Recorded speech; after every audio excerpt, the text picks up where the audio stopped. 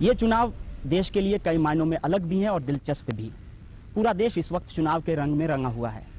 एक तरफ जहां राजनीतिक दलों की प्रतिष्ठा दांव पर है, वहीं ये चुनाव कई नेताओं के लिए साख का सवाल भी है। एक नेता जिनके लिए इन चुनावों के खास मायने हैं वो राहुल गांधी हैं।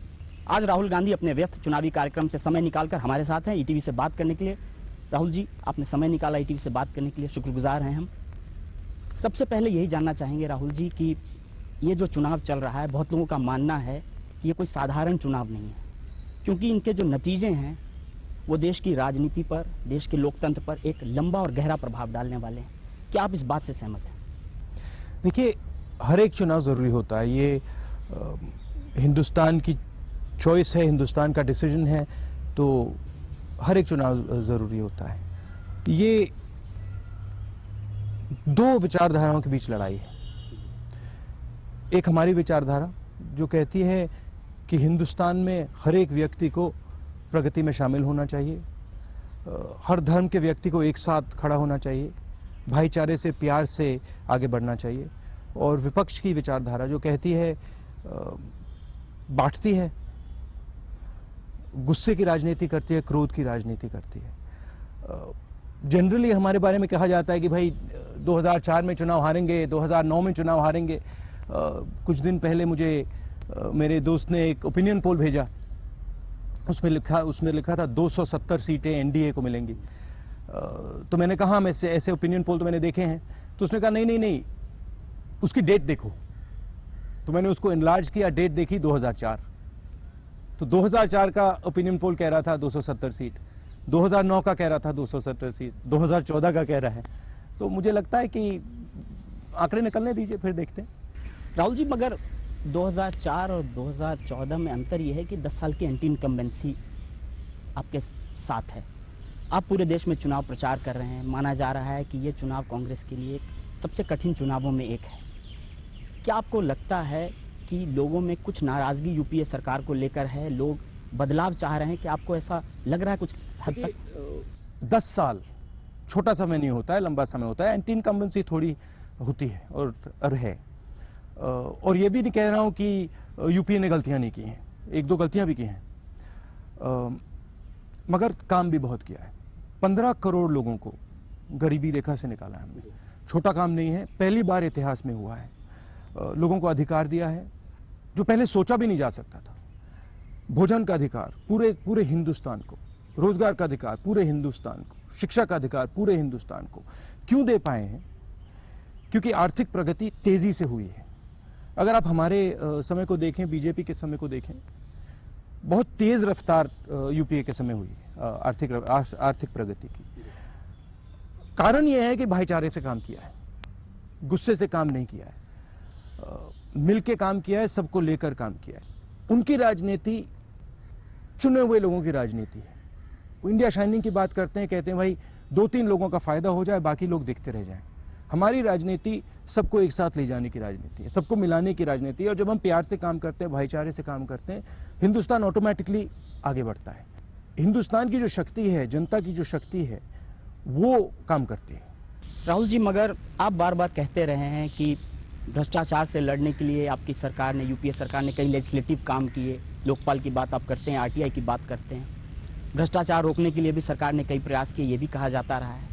मगर आप ये बात मानेंगे कि अगर आज कांग्रेस को लेकर लोगों में सबसे ज्यादा गुस्सा है तो इन्हीं दो चीजों को लेकर है।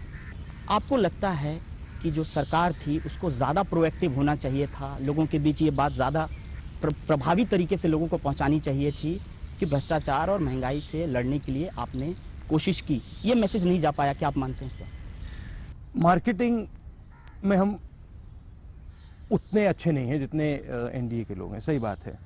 भ्रष्टाचार से अगर आप सीरियसली लड़ना चाहते हैं,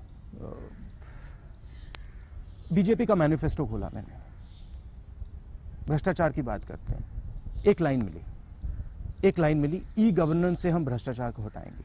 अब आप अगर सीरियसली भ्रष्टाचार को हटाना चाहते हैं तो दो काम करने पड़ेंगे। सबसे पहले हिंदुस्तान की जनता को पावर देना पड़ेगा, डिसेंट्रलाइज करना पड़ेगा। जो आपको डिसीजन लेना चाहिए, जो सिटीजन को डिसीजन लेना चाहिए, वो आज चीफ मिनिस्टर लेता है, वो आज डीएम लेता है। तो सिटीजन को ज्यादा एम्पावर करना है, ठीक है, पहला काम। पॉलिटिकली करना है, पंचायती राज के थ्रू करना है, उसको और पॉलिटिकल पावर देने से करना है, पहली बात। दूसरी बात, इंस्टीट्यूशनल फ्रेमवर्क के बिना नहीं हो सकता है। अब भ्रष्टाचार के खिलाफ है, उनके नेता कहते हैं, मगर प्रपोजल क्या है उनका, क्या प्रपोज किया है? हम आरटीआई लाए, जो पहले बंद कमरों में चलता था, आपको किसी को मालूम नहीं होता था। आपके यहां सड़क बन रही है, आधा पैसा चोरी होगा, पता ही नहीं लगा सकते। हमने आपको आरटीआई दिया, हिंदुस्तान को आरटीआई दिया। अब कोई भी सवाल पूछा जा सकता है। और अगर भ्रष्टाचार बाहर आया है, देखिए, अगर आप किसी चीज को खत्म करना चाहते हैं, पहले उसको पहचानना है। अगर उसको आप पहचानेंगे ही नहीं तो खत्म कैसे करेंगे? तो हमने आरटीआई के माध्यम से भ्रष्टाचार को लोगों के सामने रखा है कि भैया ये देखो, ये है, इसको पहचानो पहले, फिर इसको मारो। मानने के लिए हमने औजार दिए हैं। लोकपाल बिल हम लाए, 5 बिल रखे हमने पार्लियामेंट में, और जैसा लोकपाल है, जैसा आरटीआई है, वैसे वो 5 बिल है। उसको हम पास करने की कोशिश कर रहे थे, उनको रोका। बीजेपी के नेताओं ने कहा ये राहुल गांधी के बिल है। ये राहुल गांधी के बिल नहीं है, ये जनता के बिल है। सचमुच में लड़ना चाहते हैं तो कार्रवाई करनी है, इंस्टीट्यूशनल फ्रेमवर्क बनाना है। ये और हमने काफी किया, ठीक है।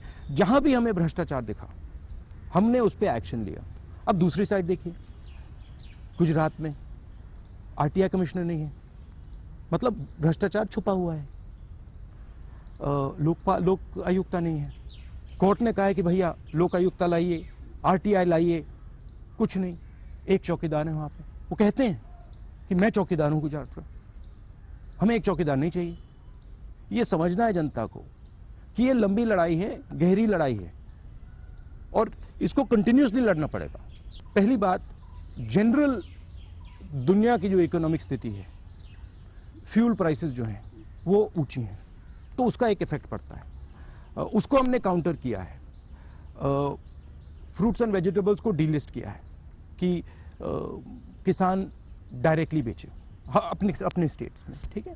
मगर अगर आप सचमुच में महंगाई को कम करना चाहते हैं और इंपैक्ट लाना चाहते हैं, तो मेन मुद्दा क्या है? जो किसान आज बेचता है वो जाया होता है, सड़ जाता है। अगर आप यूपी जाएं, बिहार के हैं, आलू के सीजन में आलू सड़क पे मिलता है। महंगाई इसलिए होती है कि वो जाया हो रहा है। अगर उसको महंगाई को कम करना है तो आपको इंफ्रास्ट्रक्चर बनाना पड़ेगा, कोल्ड चेन बनानी पड़ेगी, फार्मर को फूड प्रोसेसिंग यूनिट से जोड़ना पड़ेगा। कैसे जोड़ा जाएगा? एफडीआई से जोड़ा जाएगा, फूड पार्क से जोड़ा जाएगा। ये काम हम कर रहे हैं। रोक कौन रहा है? बीजेपी के लोग रोक रहे हैं। क्यों रोक रहे हैं? क्योंकि उनका वोट बेस है बीच में। आप मैनिफेस्टो में आपने ये सब चीजें कही हैं, अपने मैनिफेस्टो में एक विजन दिया है, मगर अभी आपने बातचीत में माना कि यूपीए 2 में कुछ खामियां रह गई थी। आप उस सरकार का हिस्सा नहीं बने, प्रधानमंत्री चाहते थे आप सरकार में शामिल हो, आप नहीं शामिल हुए। अब आपने औपचारिक तौर पर यह बात मानी है कि यूपीए 3 सरकार बनेगी। कांग्रेस के सांसद अगर चाहेंगे तो आप जिम्मेवारी लेने के लिए तैयार हैं। किस तरीके से हम मान सकते हैं कि अगर यूपीए 3 बनने की नौबत आती है, चांस आता है, उसका चेहरा यूपीए 2 से अलग होगा? कम से कम 3 मुद्दों पर बताइए जो चेहरा अलग हो, लोग माने कि यूपीए 3 को अगर हम मौका देते हैं तो यूपीए 2 से अलग हो। यूपीए 2 ने एक प्लेटफॉर्म बनाया है, 15 करोड़ लोगों को गरीबी से निकाला है।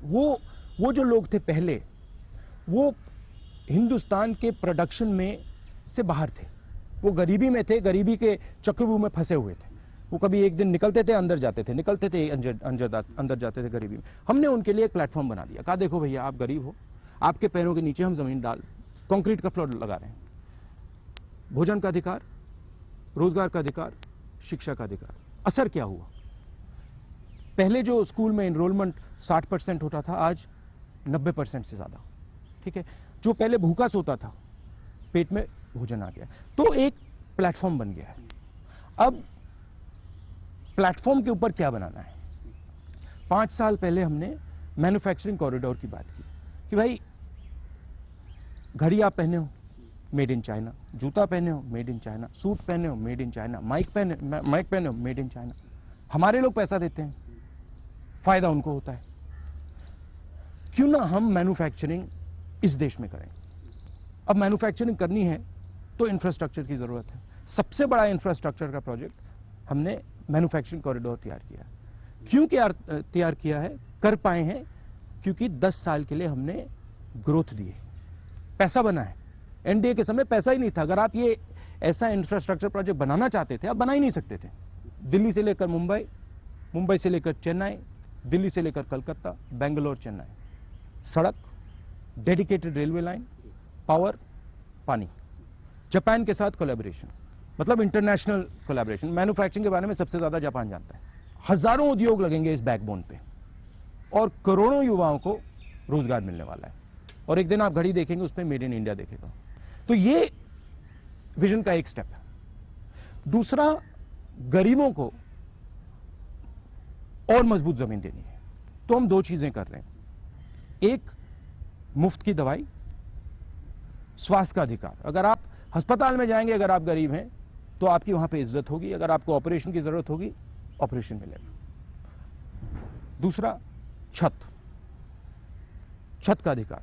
गांव में लोग रहते हैं, शहरों में रहते हैं, टूटी छत होती है, किसी के पास छत नहीं होती है। हम गारंटी करके हर व्यक्ति के सिर के ऊपर एक मजबूत छत डालेंगे। दो चीजें। तीसरी चीज जो मेरे लिए सबसे जरूरी है, इस देश में 50% महिलाएं हैं और सच्चाई ये है कि महिलाओं की शक्ति को हम ठीक से प्रयोग नहीं कर रहे हैं। महिलाएं पीछे हैं, छुपी हुई हैं, उनको आगे लाना है। 33% आरक्षण, महिला पुलिस स्टेशन, और जिस प्रकार से हमने करोड़ों महिलाओं को बैंक से जोड़ा है, एसएचजी के माध्यम से, छोटे छोटे बिजनेस चालू किए उन्होंने, गाय पाली, आपने बिहार में देखा होगा, उस प्रकार से हम करोड़ों महिलाओं को बैंक से जोड़ना चाहते हैं, उनको एक आइडेंटिटी देना चाहते हैं। तो ये 3 चीजें हैं मेन, और भी 2-3 चीजें हैं जो इसको सप्लीमेंट करते हैं।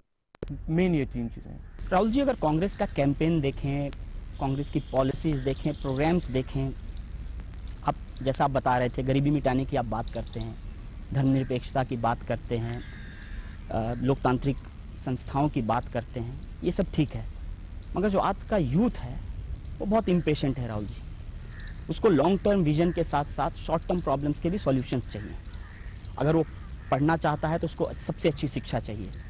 अगर वो पढ़ाई पूरी करता है तो उसको एकदम से रोजगार चाहिए, उसके लिए वही ज़रूरी है।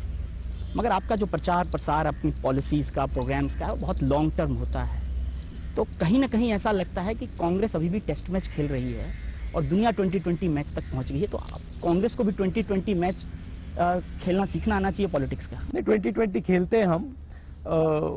बहुत 2020 स्टेप्स लिए हैं। 70,000 करोड़ की कर्जा माफी की, वो 2020 स्टेप था, वो टेस्ट मैच स्टेप नहीं था। तो 2020 खेलते हैं। कोशिश है कि युवाओं को हम जगा दें।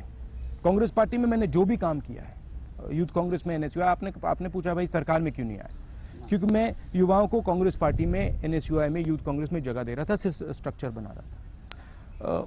18 साल की वोटिंग हुई, कांग्रेस पार्टी ने की। रोजगार की बात, मैन्युफैक्चरिंग की बात हम करते हैं। उनकी तरफ देखिए आप, 2020 मैच की बात करना चाहते हैं तो 2020 मैच की बात करता हूं। 45,000 एकड़ जमीन 2020 में 2 मिनट में एक उद्योगपति को उठा के दे दी। आप पूछेंगे रेट क्या है, क्या रेट पे दिया? 1 रुपया मीटर, 1 रुपया मीटर, 45,000 एकड़ 2020। ये हमारा 2020 नहीं है। हमारा 2020 युवाओं को आगे बढ़ाने का है। हमारा 2020 करप्शन से सीरियसली लड़ने का है। हमारा 2020 एक विजन देने का है। राहुल जी, अगर इन चुनावों की बात करें, ये चुनाव कहीं ना कहीं एक व्यक्ति तक केंद्रित हो गया है, वो है नरेंद्र मोदी जी। इन 120 करोड़ लोगों को हम शक्ति दें। उनकी अप्रोच है कि वो एक व्यक्ति को शक्ति दें। हम सोचते हैं कि डिसेंट्रलाइजेशन से, लोगों को सिस्टम में लाने से फायदा होगा। वो सोचते हैं कि भाई एक व्यक्ति को पार दो, चाबी दो, गाड़ी स्टार्ट करेंगे, गाड़ी चल जाएगी। हिंदुस्तान की जनता जानती है, हिंदुस्तान की जनता जीती है रोज, हर रोज जिंदगी जीती है, समझती है हिंदुस्तान में बदलाव लाना है तो किस प्रकार से लाना है। मार्केटिंग उनकी अच्छी है, इस बात को मैं मानता हूं। काम हम करते हैं। राहुल जी, आप कहते रहे हैं कि नरेंद्र मोदी जी से आपकी विचारधारा की लड़ाई है, मगर कहीं ना कहीं पूरा चुनाव प्रचार देखें राहुल जी तो व्यक्तिगत आरोपों प्रत्यारोपों तक सिमट गया है। वो आपको शहजादा कहते हैं, आपके परिवार पे व्यक्तिगत आरोप लगा रहे हैं, आपकी पार्टी की तरफ से भी उन पे व्यक्तिगत हमले किए जा रहे हैं। तो फिर आखिर ये जो विचारधारा की लड़ाई है, ये कहाँ रह गई इसमें? देखिए, मैं पर्सनल अटैक नहीं करता हूँ। मैं जनरली किसी के बारे में बुराई नहीं करता हूं, मैं प्यार से बात करता हूं, मैं इशूज उठाता हूं। अब उनकी सोच अलग है, वो पर्सनल अटैक करते हैं, वो नेगेटिव बात बोलते हैं, मेरे ऊपर भी बोलते हैं, बाकी लोगों के ऊपर भी बोलते हैं। ये इनकी विचारधारा है, इनकी थिंकिंग है, इनकी अप्रोच है, इनके संस्कार हैं, मेरे संस्कार नहीं है। मुझे सिखाया गया है कि सबकी इज्जत करो, दुश्मन की भी इज्जत करो, प्यार से बात करो। ये मेरी कोशिश रहती है। राहुल जी, आपने हमारे साथ बात करने के लिए समय निकाला, इतने हेक्टिक इलेक्शन शेड्यूल में समय निकाला, इसके लिए बहुत बहुत धन्यवाद आपका। आपने अपना समय दिया, इसके लिए धन्यवाद।